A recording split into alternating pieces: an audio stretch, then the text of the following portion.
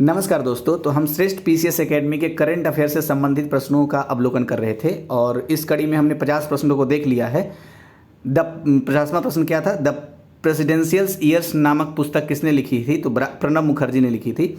अब 51 से 100 तक के प्रश्नों का यहाँ पर अवलोकन करेंगे। पहला प्रश्न है, 15 फरवरी 2021 से फास्टैग को अनिवार्य किया गया है। फास्टैग क्या है? तो फास्टैग दरअसल राजमार्गों पर वाहनों द्वारा टोल टैक्स के कैशलेस भुगतान की व्यवस्था बनाने से है। विकल्प सी इसका सही आंसर है। नेक्स्ट, आयुष्मान भारत योजना का आयुष्मान भारत पीएम जय सेहत योजना से विस्तार किस राज्य में दिसंबर 2020 में किया गया? तो ये जम्मू एंड कश्मीर राज्य में किया गया है, इसलिए विकल्प ए इसका सही आंसर हो जाएगा। नेक्स्ट, वित्तीय वर्ष 2020 से 21 में देश में जीडीपी में वृद्धि कितने प्रतिशत रहने का पूर्वानुमान भारतीय रिजर्व बैंक ने दिसंबर 2020 में व्यक्त किया है? तो -7.5% किया है। ये क्वेश्चन थोड़ा कम महत्वपूर्ण दिखता है क्योंकि ये मतलब इस तरह का डेटा थोड़ा पुराना जैसा लग रहा है। नेक्स्ट, भारतीय वायुसेना के लिए 3 नए राफेल लड़ाकू विमान किस देश से नवंबर 2020 में प्राप्त किए गए? तो फ्रांस से 3 ये राफेल लड़ाकू विमान भारत ने खरीदा है। विकल्प डी इसका सही आंसर हो जाएगा। आपसे 2 प्रश्न है। पहला ये कि फ्रांस के जिस कंपनी से भारत ने खरीदा है उसका नाम क्या है? दूसरा, जो पहली खेप 3 राफेल विमान आई तो भारत के किस एयरबेस पर उसको उतारा गया था?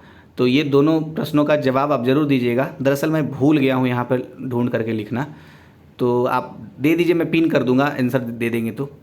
नेक्स्ट, निम्नलिखित में से किस उद्यमी को ASSOCHAM enterprise of the century पुरस्कार प्रधानमंत्री के हाथों दिसंबर 2020 में प्रदान किया गया है? तो रतन टाटा को, जो कि एक उद्यमी है, ASSOCHAM enterprise of the century पुरस्कार प्रधानमंत्री के हाथों दिया गया। विकल्प ए इसका सही आंसर हो गया। नेक्स्ट, दिसंबर 2020 में प्रक्षेपित संचार उपग्रह CMS-01 निम्नलिखित में से किस अंतरिक्ष एजेंसी का उपग्रह है? तो इसरो भारत की अंतरिक्ष एजेंसी है, इसी का एक संचार उपग्रह है। क्या नाम है इसका? CMS-01। तो विकल्प सी इसका सही आंसर हो गया।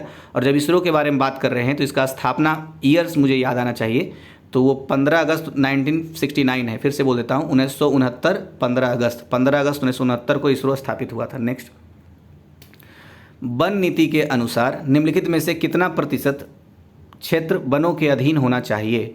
तो जो भारत की वन नीति है फिलहाल, उसके हिसाब से भारत की भूमि का 33% हिस्सों पर वन यानी फॉरेस्ट होना चाहिए। तो विकल्प सी इसका सही आंसर है। अब जब वन नीति के बारे में बात कर रहे हैं तो ISFR रिपोर्ट जो था, इंडियन स्टेट फॉरेस्ट रिपोर्ट, जो करंट डेटा है उसके हिसाब से यहाँ पर देख लेते हैं। वैसे तो आपने अगर पर्यावरण वाला प्रीवियस ईयर्स के वीडियो को आपने देखा है तो आप तो कई बार सुन चुके होंगे, मैं फिर भी 3 फैक्ट बोल देता हूँ।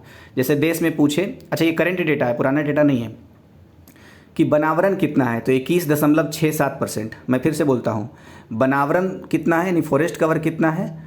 तो 21.67% वनावरण है। जबकि वृक्षावरण कितना है, ट्री कवर कितना है? तो 2.89%, मतलब लगभग 3% के आसपास। फिर से बोलता हूँ, 2.89% वृक्षावरण है यानी ट्री कवर है। और अगर पूछे वनावरण एवं वृक्षावरण कितना है तो दोनों को जोड़ देना होगा, और दोनों को जोड़ने के बाद आएगा 24.56% यानी 24.56% वनावरण और वृक्षावरण दोनों है। ठीक है। नेक्स्ट, जबकि होना चाहिए 33%, तो अभी कम है। अच्छा, एक पॉइंट और याद आ रहा है। जैसे एक क्वेश्चन आता है कि दुनिया में कौन सा ऐसा देश है जहां ये नियम है कि मतलब उसके वन नीति का हिस्सा है कि 70% भाग पर फॉरेस्ट होना चाहिए? तो ये भूटान देश है, ध्यान रखना है, हमारा पड़ोसी देश है। भारत के किस प्राचीन शहर को 2020 तक विश्व विरासत सूची में शामिल करने के लिए भारत सरकार द्वारा नामित किया गया है? तो कौन सा ऐसा प्राचीन शहर है? धौलावीरा। तो विकल्प डी इसका सही आंसर है, अभी नामित किया गया। नेक्स्ट, T20 विश्व कप अक्टूबर-नवंबर 2021 में किस देशों में आयोजित होगा? तो ये किस देश में आयोजित होगा? भारत में आयोजित होने वाला है T20 विश्व कप अक्टूबर-नवंबर 2021 वाला। नेक्स्ट, वर्ष 2021 ओलंपिक खेलों का आयोजन कहाँ किया जाएगा? तो कहाँ किया जाएगा नहीं, अब तो हो गया है आयोजन, और ये कहाँ हुआ? जापान के टोक्यो में हुआ है। तो विकल्प सी इसका सही आंसर है। हाँ, एक प्रश्न जरूर आया था पिछले वीडियो में कि वुमेन्स एशियन कप 2022 कहाँ, उसकी मेज़बानी कौन करेगा, मतलब कहाँ आयोजन होगा वुमेन्स एशियन कप 2022 का? तो भारत में आयोजित होने वाला है। तो ये थोड़ा सा मतलब कनेक्ट किया हूँ। नेक्स्ट, भारतीय विज्ञान कांग्रेस का आयोजन 3 से 7 जनवरी 2020 को कहाँ आयोजित किया गया? तो भारतीय विज्ञान कांग्रेस का आयोजन जो 2020 में हुआ था, बेंगलुरु में हुआ था। नेक्स्ट, राष्ट्रीय खेल दिवस 29 अगस्त के अवसर पर राजीव गांधी खेल रत्न से किसको विभूषित किया गया है? तो रानी रामपाल को राजीव गांधी खेल रत्न से विभूषित किया गया है। विकल्प डी इसका सही आंसर है। लेकिन अगर आपने गौर किया होगा तो क्वेश्चन में भी एक फैक्ट है कि क्वेश्चन ऐसे ही बनता है कि राष्ट्रीय खेल दिवस कब मनाया जाता है? तो राष्ट्रीय खेल दिवस 29 अगस्त को मनाया जाता है। और इस वर्ष का जो ये राजीव गांधी खेल रत्न पुरस्कार किसको दिया गया है? रानी रामपाल को दिया गया है। तो नेक्स्ट, अर्जुन पुरस्कार में अब खिलाड़ियों को नगद पुरस्कार के रूप में कितनी धनराशि दिए जाने की घोषणा की गई है? तो 15 लाख रुपये दिए जाने की घोषणा की गई है। पहले दरअसल 7.5 लाख या मतलब 15 लाख से कम था। मुझे थोड़ा ऐसे लग रहा है कि लगता है शायद 7.5 लाख था क्या। तो खैर वो डेटा महत्वपूर्ण नहीं, महत्वपूर्ण ये है कि 15 लाख रुपये अब दिया जाएगा किसके तहत? अर्जुन पुरस्कार के तहत खिलाड़ियों को। नेक्स्ट, निम्नलिखित में से किस राज्य से भारत की पहली किसान रेल को हरी झंडी दिखाई गई? तो महाराष्ट्र राज्य से पहली किसान रेल चलाई गई थी और महाराष्ट्र का देवलाली, अब बिहार का दानापुर, तो डी दोनों है। 10 से देवलाली या 10 से दानापुर, तो देवलाली से दानापुर तक चलाया गया था पहला किसान रेल। अच्छा, दूसरा किसान रेल कब चलाया गया था, कौन से स्टेशन के बीच पता है? चलिए मैं बताता हूँ। अनंतपुर से आदर्श नगर दिल्ली, अनंतपुर आंध्र प्रदेश में है और आदर्श नगर दिल्ली में है। तो अनंतपुर से आदर्श नगर, तो अ से अनंतपुर भी है और अ से आदर्श नगर भी है। तो ये दूसरा किसान रेल था, और जबकि पहला देवलाली से दानापुर। तो देवलाली महाराष्ट्र में, इसलिए इसका आंसर विकल्प सी हो जाएगा। नेक्स्ट, किस पत्तन का नाम उसकी 150वीं वर्षगांठ के अवसर पर उसका नामकरण डॉक्टर श्यामा प्रसाद मुखर्जी के नाम पर किया गया है? तो कोलकाता पत्तन का नाम 150वीं वर्षगांठ के अवसर पर नाम में परिवर्तन करके डॉक्टर श्यामा प्रसाद मुखर्जी पत्तन रख दिया गया है। तो विकल्प सी इसका सही आंसर हो गया। नेक्स्ट, अरुणाचल प्रदेश की लोअर दिबांग घाटी में सिसेरी नदी पुल का उद्घाटन किसने किया? तो सिसेरी नदी पुल का उद्घाटन रक्षा मंत्री राजनाथ सिंह ने किया है और अरुणाचल के कौन सी जगह में? लोअर दिबांग घाटी में। नेक्स्ट, तो ऐसे क्वेश्चन हो सकता है कि सिसेरी पुल कहाँ है? तो सिसेरी नदी पुल है ये दरअसल दिबांग घाटी में, लोअर दिबांग घाटी, और ये कहाँ है? अरुणाचल प्रदेश में। नेक्स्ट, मानव रहित गगनयान के बारे में असत्य कथन का चयन कीजिए। तो जो असत्य कथन है उसको छोड़ के पहले सत्य को पढ़ लेते हैं। तो इसरो द्वारा ऐसे पहले क्रूलेस गगनयान का प्रक्षेपण 2021 के अंत तक अंतरिक्ष में भेजने की योजना है। तो ये सही है। नेक्स्ट, इसका प्रक्षेपण स्वदेश निर्मित भूस्थैतिक प्रक्षेपण यान यानी GSLV Mk3 के जरिए किया जाएगा। ये भी सही है। नेक्स्ट, व्योम मित्र यानी स्वदेश निर्मित रोबोट को इस उड़ान के जरिए अंतरिक्ष में भेजने की इसरो की योजना है। तो ये तीनों सही है, गलत वाला मैंने पढ़ा ही नहीं है। नेक्स्ट क्या है? लगभग 35 वर्षों के अंतराल के बाद भारत को निम्नलिखित में से किस अंतर्राष्ट्रीय निकाय के शासी निकाय यानी कि गवर्निंग बॉडी की अध्यक्षता प्राप्त हुई है? तो अंतर्राष्ट्रीय श्रम संगठन के गवर्निंग बॉडी की भारत को अध्यक्षता प्राप्त हुई है और ये 35 वर्षों के बाद ऐसा हुआ है। तो इसलिए विकल्प ए इसका सही है। अच्छा, जब हम अंतर्राष्ट्रीय श्रम संगठन के बारे में बात कर रहे हैं तो इसकी स्थापना हमें याद आनी चाहिए। तो वर्साई की संधि के द्वारा 1919 मतलब 1919 में अंतर्राष्ट्रीय श्रम संगठन का स्थापना हुआ था और अंतर्राष्ट्रीय श्रम संगठन ILO का जो हेड क्वार्टर है वो जेनेवा में है, जेनेवा स्विट्जरलैंड में है। और 1946 में UNO की पहली संबंध एजेंसी बना था ILO यानी अंतर्राष्ट्रीय श्रम संगठन। नेक्स्ट, केंद्र सरकार द्वारा संसद के मानसून सत्र 2020 में पारित कृषि सुधारों कानूनों के विरोध में स्वयं के 3 नए विधेयक पारित करने वाला देश का पहला राज्य कौन सा बना? पंजाब बना है। तो विकल्प डी इसका सही आंसर है। नेक्स्ट, विश्व के पहले ऑनलाइन शतरंज ओलंपियाड 2020 में भारत ने निम्नलिखित में से किस देश के साथ स्वर्ण पदक साझा किया? तो जो विश्व का पहला ऑनलाइन शतरंज ओलंपियाड हुआ था 2020 में, तो वो रूस के साथ भारत ने स्वर्ण पदक साझा किया है। तो विकल्प ए इसका सही आंसर हो गया। नेक्स्ट, इंद्र नेवी क्या है? तो ये महत्वपूर्ण क्वेश्चन है। भारतीय नौसेना एवं रूसी नौसेना के बीच द्विवार्षिक एक वार्षिक नहीं है, एक वर्ष पर नहीं, द्विवार्षिक समुद्री अभ्यास है। क्या? इंद्र नेवी। तो भारत और रूस के बीच नौसेना अभ्यास। नेक्स्ट, निम्नलिखित कथनों पर विचार करके नीचे दिए गए कूटों में से सही विकल्प चुनना है। तो सही विकल्प इसमें से जो सही पढ़ देते हैं सिर्फ, तो वैसे सही तो दोनों है। नेक्स्ट मतलब पहले पढ़ देते हैं। भारत में सकल विद्युत उत्पादन में स्वच्छ ऊर्जा का हिस्सा 2015 से 16 में 19.6% से बढ़कर 19-20 में 24.9% हो गया है। तो ये बिल्कुल सही डेटा है कि सकल विद्युत उत्पादन में जो स्वच्छ ऊर्जा का हिस्सा है, तो 2015-16 में 19.6% था, जो अब 19-20 में जो करंट डेटा आया है 24.9%, लगभग 25% के आसपास हो गया। नेक्स्ट जो पॉइंट है वो भी सत्य है। 31 अगस्त 2020 की स्थिति के अनुसार भारत में विद्युत उत्पादन क्षमता 372.69 गीगावाट है, जिसमें से 37.9% क्षमता गैर जीवाश्म ईंधन स्रोतों की है। तो दोनों कथन सही है, विकल्प सी इसका सही आंसर हो गया। इतना जटिल क्वेश्चन बनाया गया है इतनी मात्रा में। वैभव समिट 2020 के बारे में निम्नलिखित कथनों में से कौन सा कथन सत्य है? तो वैभव समिट के बारे में क्या है, तो इसमें शायद दोनों कथन सत्य है। मैं एक बार पहले देख लेता हूँ। अच्छा 3 कथन है, तीनों कथन सत्य है। नेक्स्ट मतलब पहले पढ़ देता हूँ, उसके बाद फिर आगे क्वेश्चन में जाएंगे। प्रधानमंत्री नरेंद्र मोदी ने, किस चीज़ के बारे में पढ़ रहा हूँ, ये वैभव समिट के बारे में पढ़ रहा हूँ। प्रधानमंत्री नरेंद्र मोदी ने 2 अक्टूबर 2020 को वैश्विक भारतीय वैज्ञानिक समिट 2020 का उद्घाटन किया। तो ठीक है, पीएम ने उद्घाटन किया था। नेक्स्ट, वैभव समिट समुद्र पारीय तथा निवासी भारतीय अनुसंधानकर्ताओं तथा भारत के निवासी विद्वानों का वैश्विक वर्चुअल सम्मेलन है। तो क्या है वैभव समिट? समुद्र पारीय तथा निवासी भारतीय अनुसंधानकर्ताओं, जो रिसर्चर्स हैं, तथा भारत के निवासी विद्वान जो हैं, उनके बीच वर्चुअल सम्मेलन हुआ था। किसके थ्रू? वैभव समिट के थ्रू। और लास्ट पॉइंट जो है इसका, इस सम्मेलन का उद्देश्य समुद्र पारीय अकादमिक संस्थानों में कार्यरत अनुसंधानकर्ताओं तथा विद्वानों के साथ सहयोग एवं समन्वय हेतु एक मंच पर लाना तथा भारत में विज्ञान एवं प्रौद्योगिकी को बढ़ावा देना है। तो तीनों कथन सही था। नेक्स्ट, भारत के किस समुद्री तट को अंतर्राष्ट्रीय ब्लू फ्लैग प्रमाणन प्राप्त हुआ है? तो ये शिवराजपुर जो गुजरात का है, द्वारिका गुजरात, और घोघला दीव, ये समुद्र पत्तन, मतलब शिवराजपुर समुद्र पत्तन और घोघला पत्तन, कसारकोड और पदुबिद्री जो कर्नाटक का है, कप्पाड़ जो केरल में है और ऋषिकोंडा जो आंध्र प्रदेश में है, और गोल्डन बीच पुरी उड़ीसा एवं राधानगर जो अंडमान निकोबार द्वीप समूह में, सबको ब्लू फ्लैग मिला है। तो इसलिए विकल्प डी इसका सही आंसर हो जाएगा। फिर से एक बार बोल देता हूँ, शिवराजपुर एवं घोघला पत्तन, कसारकोड और पुदुबिद्री पत्तन, कप्पाड़ और ऋषिकोंडा पत्तन, गोल्डन बीच पुरी और उड़ीसा में राधानगर, उड़ीसा में है गोल्डन बीच पुरी और उड़ीसा का ये है, और राधानगर जो अंडमान निकोबार में है, सबको ब्लू फ्लैग मिला है।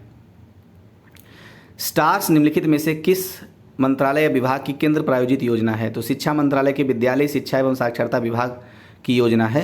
तो और ये भी ध्यान रखना, एक केंद्र प्रायोजित योजना है स्टार्स। विकल्प ए इसका सही आंसर हो गया। Next, my pad my right निम्नलिखित में से किसकी पहल है? तो राष्ट्रीय कृषि एवं ग्रामीण विकास बैंक की पहल है। विकल्प सी इसका सही आंसर हो गया। माई पैड माई राइट, बहुत कन्फ्यूजिंग था ये। नेक्स्ट क्या है, प्रधानमंत्री नरेंद्र मोदी द्वारा खाद्य एवं कृषि संगठन की 75वीं वर्षगांठ के अवसर पर निम्नलिखित में से किस मूल्य के स्मृति सिक्के को निर्गत किया गया है? तो 75 रुपये के सिक्के को निर्गत किया गया है। तो विकल्प सी इसका सही आंसर हो गया। नेक्स्ट, कर्मचारी राज्य बीमा योजना का विस्तार निम्नलिखित में से किस राज्य में पहली बार 1 नवंबर 2020 से किया गया? तो पहली बार ये अरुणाचल प्रदेश में किया गया है। किसका विस्तार किया गया है? कर्मचारी राज्य बीमा योजना का विस्तार किया गया है। नेक्स्ट, विश्व में चीनी का उत्पादन करने वाले पहले 4 राष्ट्र उत्पादन के घटते क्रम में निम्नलिखित में से कौन है? तो ब्राज़ील, भारत और चीन, फिर अमेरिका है। तो ध्यान रखना है कि जो चीनी का घटते क्रम में जो शीर्ष उत्पादक देश है, सबसे ज़्यादा चीनी उत्पादन होता है ब्राज़ील में, उसके बाद फिर भारत में, यानी भारत दूसरे नंबर पर चीनी उत्पादन करने में है, फिर तीसरा चीन में और चौथा अमेरिका में। नेक्स्ट, यूएस ओपन 2020 में महिला एकल में विजेता है। तो नाओमी ओसाका महिला एकल में विजेता हुई है। नेक्स्ट, हाल ही में किस भारतीय खेल संघ ने राष्ट्रीय स्तर पर प्रतिस्पर्धा करने वाले अपने सभी जूनियर खिलाड़ियों के लिए आयु सत्यापन परीक्षण को अनिवार्य कर दिया है? तो अखिल भारतीय टेनिस संघ ने ऐसा किया है, मतलब सबको आयु सत्यापन कराना होगा। नेक्स्ट, यूएस ओपन 2020 में एकल वर्ग पुरुष का खिताब किसने जीता? तो ये जीता है डोमिनिक थिएम ने। विकल्प बी इसका सही आंसर है। नेक्स्ट, राष्ट्रीय खेल पुरस्कार 2020 से संबंधित निम्नलिखित कथनों पर विचार कीजिए। तो 3 कथन दिए हुए हैं, मेरे ख्याल से तीनों सही हैं, तो पढ़ देता हूं मैं। राष्ट्रीय खेल पुरस्कार से संबंधित बातें हैं। इस वर्ष कुल 27 खिलाड़ियों को अर्जुन पुरस्कार के लिए चुना गया है। ठीक है।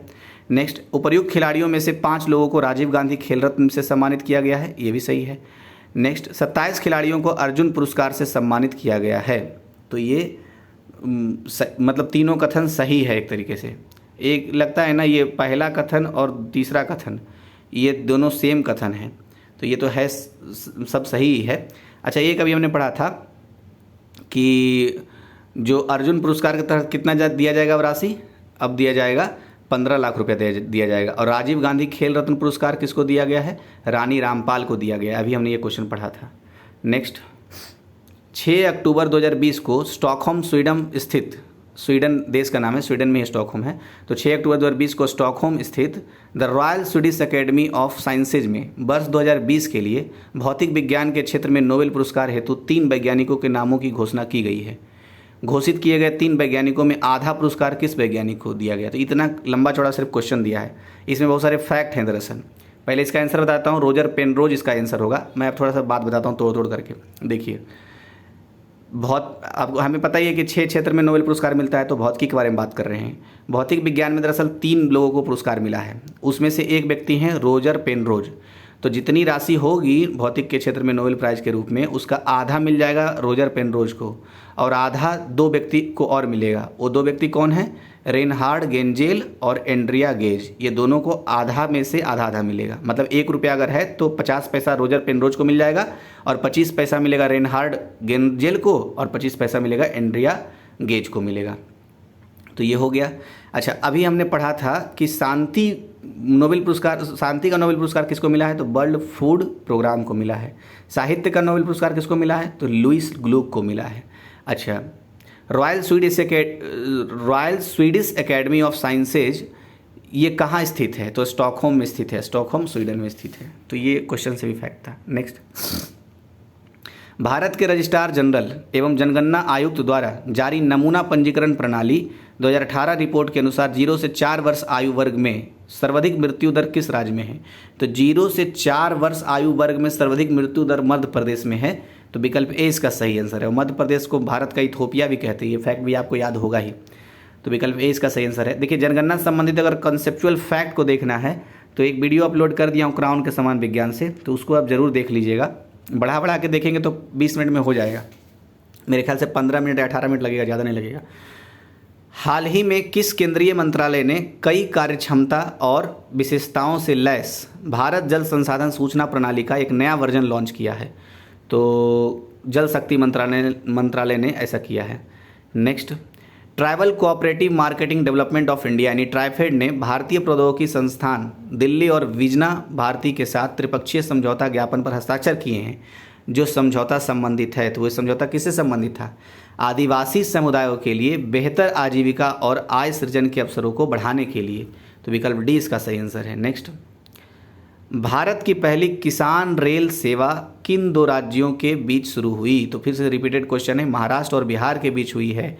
और मैंने अभी कहा था कि पहली किसान रेल जो चली है वो महाराष्ट्र के देवलाली से बिहार के दानापुर के बीच चली है। तो देवलाली से दानापुर, तो इसलिए महाराष्ट्र बिहार वाला हो गया इसका आंसर विकल्प डी। दूसरा रेलगाड़ी मतलब दूसरा किसान रेल कहाँ से कहाँ चला है? तो आनंदपुर से आदर्श नगर। आनंदपुर आंध्र प्रदेश में है और आदर्श नगर दिल्ली में है। अब नेक्स्ट देखते हैं, AIM एम एंड सीरियस नवोन्मेष कार्यक्रम 3.0 निम्न में से किससे संबंधित है? तो देखिए, AIM यहाँ पर हो गया अटल इनोवेशन मिशन। तो अटल इनोवेशन मिशन एंड सीरियस नवोन्मेष कार्यक्रम 3.0 निम्न में से किससे संबंधित है? तो ये सबसे संबंधित है। तीनों इसका सही आंसर मैं पढ़ता हूँ। देखिए क्या लिखा हुआ है, अटल नवोन्मेष मिशन एवं सीरियस के बीच, तो ये भी सही है। नेक्स्ट, ये तो वही दोहरा दिया क्वेश्चन को। 7 से 21 नवंबर 2020 तक चलने वाला आभासीय भारत रूस द्विपक्षीय युवा नवोन्मेष पहल है, ये भी सही है। नेक्स्ट, भारत एवं रूस के विद्यार्थियों ने ऐप डेवलपमेंट, कृत्रिम मेधा, ब्लॉकचेन और मशीन लर्निंग, डेटा विश्लेषण तथा विजुअलाइजेशन, वर्धित वास्तविकता तथा 3D डिजाइन आदि क्षेत्रों में विशेषज्ञता हासिल की है। तो ये तीनों सही है, इसलिए विकल्प ए इसका सही आंसर हो जाएगा। क्वेश्चन PCS जैसा पता नहीं कम क्यों लग रहा है। नेक्स्ट, नागोर्नो काराबाख क्षेत्र में चल रहे सैन्य संघर्ष को समाप्त करने के लिए 10 नवंबर 2020 को निम्नलिखित में से किन देशों के बीच एक समझौते पर हस्ताक्षर किए गए हैं? तो दरअसल नागोर्नो काराबाख जो क्षेत्र विवादित था, ये अर्मीनिया और अजरबैजान के बीच विवाद में चल रहा था। तो लेकिन साइन जो हुआ है, 3 समझौता जो हुआ है उसमें 3 लोग हैं, अर्मेनिया अजरबैजान तो है, या रूस का भी हस्ताक्षर है इसमें। तो इसका विकल्प डी हो जाएगा, 1 2 3। नेक्स्ट, आत्मनिर्भर भारत योजना आत्मनिर्भर भारत रोजगार योजना के बारे में निम्नलिखित में से कौन सा सत्य है? तो पहला पॉइंट, आत्मनिर्भर भारत 3.0 पैकेज का एक अंग है, ये सही है। दूसरा, 1 अक्टूबर 2020 के बाद किसी उद्यम में नियुक्त कर्मियों को कर्मचारी भविष्य निधि अंशदानों हेतु सब्सिडी, तो ये भी सही है। तीसरा, यह एक नवीन रोजगार प्रदायी योजना है जी, नहीं, ये नवीन प्रदायी योजना नहीं, तो 1 और 2 ही सही थे, तो विकल्प 20 का आंसर हो गया। नेक्स्ट, निम्नलिखित में से कौन सी फिल्म ऑस्कर 2021 पुरस्कारों के लिए भारत की अधिकृत फिल्म नामित की गई है? तो जल्लीकट्टू मलयालम भाषा में जो है उसको नामित किया गया है ऑस्कर के लिए। Next, future of jobs report 2020 के बारे में निम्नलिखित तथ्यों पर विचार करके नीचे दिए गए कूटों में से सही विकल्प चुनिए। तो क्या है इसमें? सारा सही है वैसे, देखिए विकल्प डी पहले आंसर है। इसमें क्या लिखा हुआ है सुन लेते हैं। यह विश्व आर्थिक मंच द्वारा जारी की जाने वाली रिपोर्ट का तीसरा संस्करण है। किसके बारे में पढ़ रहे थे? Future of jobs report 2020। तो फ्यूचर ऑफ जॉब्स रिपोर्ट 2020 विश्व आर्थिक मंच यानी कि वर्ल्ड इकोनॉमिक फोरम द्वारा जारी की जाने वाली रिपोर्ट का तीसरा संस्करण, यानी 2 रिपोर्ट इससे पहले भी निकाला जा चुका है। नेक्स्ट, इस रिपोर्ट में 26 विकसित तथा उभरती विकासशील अर्थव्यवस्थाओं के 15 उद्योगों का विश्लेषण किया गया है, तो ये भी सही है। नेक्स्ट, सार्वजनिक क्षेत्र को भविष्य के लिए रोजगार हेतु बाजारों में निवेश हेतु प्रोत्साहन दिए जाने की आवश्यकता है, ये भी सही है। नेक्स्ट, रिपोर्ट में उद्योग 4.0 के प्रभावों पर चर्चा की गई है, तो ये चारों सही था, इसलिए विकल्प डी इसका सही आंसर है। नेक्स्ट, एडीपी योजना, ध्यान से देखिए थोड़ा महत्वपूर्ण है ये। एडीपी योजना के संबंध में निम्नलिखित कथनों पर विचार कीजिए। तो मेरे ख्याल से इसमें भी सारा सही है, पढ़ता हूँ मैं, एडीपी योजना के बारे में पढ़ रहा हूँ। एडीपी योजना का उद्देश्य विकलांगों के टिकाऊ, परिष्कृत और वैज्ञानिक रूप से निर्मित आधुनिक मानक सहायता और उपकरणों को खरीदने में जरूरतमंद दिव्यांगजनों की सहायता करना है। तो ये बिल्कुल सही है कि इस योजना का जो उद्देश्य क्या है, विकलांगों के लिए टिकाऊ और परिष्कृत और वैज्ञानिक रूप से निर्मित या आधुनिक मानक सहायता और उपकरणों को खरीदने में जरूरतमंद दिव्यांगजनों की सहायता करना है। कौन सी योजना का ये उद्देश्य है? एडीपी योजना का। नेक्स्ट, इसी में नेक्स्ट पॉइंट सही जो है, इससे दिव्यांगजनों की दिव्यांगता के प्रभाव को कम करने के साथ साथ उनकी सामाजिक और शारीरिक क्षमता को बढ़ाकर उनका आर्थिक विकास किया जा सकता है, तो ये भी सही है। ये यूपीएससी टाइप का क्वेश्चन ज़्यादा पता नहीं फील हो रहा है, ऐसा क्यों? तीसरा, इस योजना का कार्यान्वयन गैर सरकारी संगठनों, सामाजिक न्याय और अधिकारिता मंत्रालय के तहत राष्ट्रीय संस्थानों तथा भारतीय कृत्रिम अंग निर्माण निगम एल्मिको जैसे एजेंसियों के माध्यम से किया जाता है, तो तीनों सही है। नेक्स्ट, विश्व खाद्य पुरस्कार 2020 के संबंध में कथनों पर विचार कीजिए। तो क्या है भाई? तीनों कथन इसमें भी सही है, नहीं 1 और 3 सही है, तो सही सिर्फ पढ़ देता हूँ। भारतीय मूल के अमेरिकी मृदा वैज्ञानिक व पंजाब कृषि विश्वविद्यालय के पूर्व छात्र रहे डॉक्टर रतन लाल को 2020 का विश्व खाद्य पुरस्कार दिया गया है, तो ठीक है, तो मतलब याद रखना है 2020 का खाद्य पुरस्कार किसको दिया गया? विश्व खाद्य पुरस्कार तो डॉक्टर रतन लाल को दिया गया है। नेक्स्ट, जो इसमें सही पॉइंट है, डॉक्टर रतन लाल से पूर्व डॉक्टर गुरुदेव सिंह खुश को वर्ष 1966 में यह पुरस्कार दिया गया था, तो ये भी सही है। 1 नंबर ऑप्शन में है। नेक्स्ट, निम्नलिखित में से कौन सा देश RCEP समझौते में शामिल नहीं है? तो भारत शामिल नहीं है, जबकि आसियान के 10 देश और 5 अन्य देश, कुल मिला के 15 सदस्य हैं RCEP के। नेक्स्ट पॉइंट क्या है? 210 मेगावाट की लोहरी जल विद्युत परियोजना के पहले चरण के लिए मंजूरी सरकार ने नवंबर 2020 में प्रदान की है। यह परियोजना किस नदी पर स्थापित की गई है? तो सतलज नदी पर स्थापित की गई है। तो देखिए इसमें एक फैक्ट, मतलब क्वेश्चन ऐसे ही पूछ सकता है कि लोहरी जल विद्युत परियोजना किस नदी पर है? तो सतलज नदी पर है। Next, earth observation satellite EOS 01 के बारे में असत्य कथन के बारे में बताना है। तो हम सिर्फ और सिर्फ अर्थ ऑब्जर्वेशन सैटेलाइट EOS के बारे में जो सत्य कथन है उसको देख लेते हैं। तो PSLV C49 के जरिए EOS 01 का प्रक्षेपण किया गया, एकदम सही है। दूसरा, इसके साथ 9 छोटे विदेशी उपग्रहों का प्रक्षेपण भी PSLV की इस उड़ान के साथ किया गया है, ये भी सही है। नेक्स्ट, इस विदेशी उपग्रहों का प्रक्षेपण केंद्र सरकार की न्यू स्पेस इंडिया लिमिटेड के साथ वाणिज्यिक अनुबंध के तहत किया गया है। तो ये तीनों कथन जो मैंने अभी पढ़ा अर्थ ऑब्जर्वेटरी सैटेलाइट EOS के बारे में सही था। अब नेक्स्ट क्या है? मिशन सागर 2 अभियान के बारे में निम्नलिखित कथनों पर विचार कीजिए। तो जो सही कथन है इसमें दूसरा नंबर सिर्फ सही है। भारत नौसेना के IS एरावत के जरिए आपूर्ति की गई। तो मिशन सागर 2 से संबंधित है INS एरावत, एक बात ध्यान रखना है। दूसरा, पहला क्यों गलत हो गया? क्योंकि देखिए इसमें लिखा हुआ इसके तहत आवश्यक खाद्य पदार्थों व दवाइयों की आपूर्ति मालदीव, मॉरिशस, सेशल्स, मेडागास्कर और कोमोरोस को की गई थी। नहीं, मिशन अगर 2 के तहत सूडान, दक्षिणी सूडान, जिबूती, इरिट्रिया, इन सब देशों को खाद्य सहायता दिया गया था सिर्फ, तो इसलिए गलत हो गया पहला नंबर। 100 क्वेश्चन, निम्नलिखित में से कौन से देश हैं जो UNFCCC के तहत दिसंबर 2015 में स्वीकृत पेरिस समझौते से नवंबर 2020 में अलग हो गया? तो नवंबर 2020 में अमेरिका अलग हो गया है, तो विकल्प डी इसका सही आंसर है। हालांकि अभी मैंने सुना था कि अभी फिर से शामिल होने की इच्छा जाहिर की है अमेरिका ने, जब से जो बाइडन आए हैं।